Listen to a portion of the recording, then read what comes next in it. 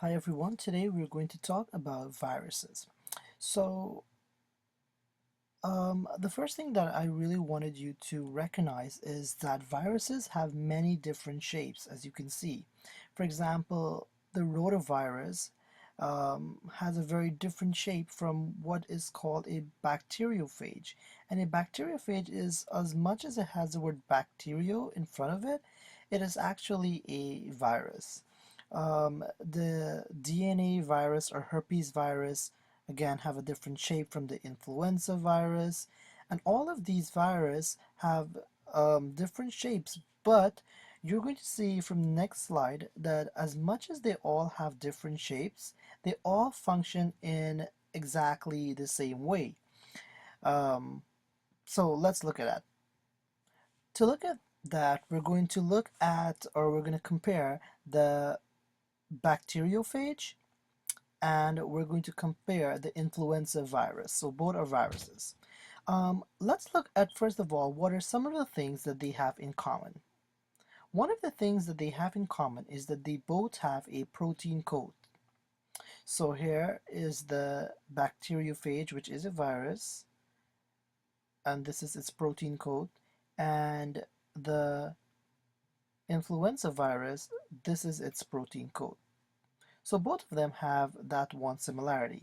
Another similarity that both of them have is that they both have nucleic acid. And if I were to go over what nucleic acid basically DNA or RNA or genetic material. So both of them have some genetic material, and this here represents the genetic material that is found in both types of viruses. Other than that, all of these viruses have extra stuff that is not really that important to our study. Like the bacteriophage has a tail or fibers, or the influenza virus have a membrane envelope. Those things are not really important. What I really want you to know is that all viruses have a protein coat, and also they have nucleic acid or genetic materials inside of them. So far in your studies today, you have been looking at the polio virus, and I would like to know if by looking at these different shapes, if you could identify which of these viruses is the virus, is the polio virus. If you guess this, then you are definitely correct.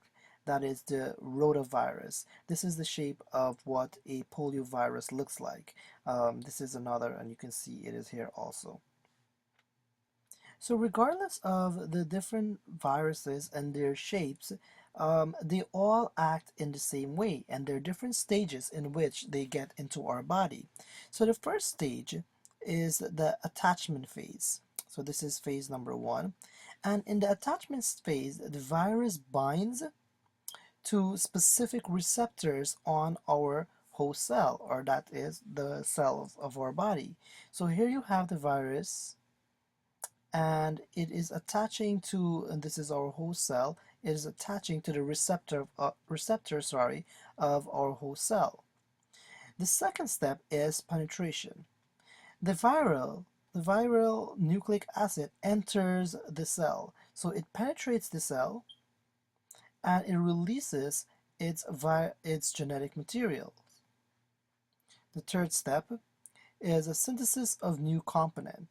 So what the viruses does is that they take control of our cell, and they take control and synthesize their own proteins. They synthesize their own nucleic acid. Synthesize means to make. And after that, they replicate that genetic material, and finally, a protein coat is made to cover up that replicated DNA or replicated genetic material. Eventually, you will see in step 4, they start attaching. So this is step 4. They start attaching the parts that they made, that is the protein coat and the genetic material. And now you have a number of viruses inside of that cell. Finally, the fifth step is that they release these virus. So they release the newly made virus by bursting or what is called lysis of the cell. And here you have many viruses going to different cells and infecting our body. So I really don't want you to memorize these steps, but just have a general overview of what is happening. And to do that,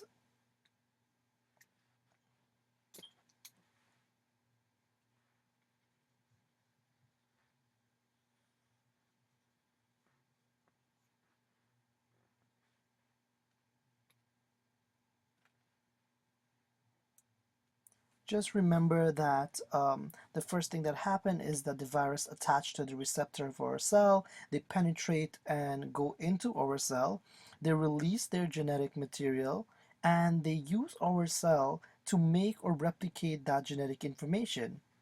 Then, what they do is that they assemble these newly made parts, that is the nucleic acid or genetic material and the protein code, and then they release all of these newly made viruses into our body.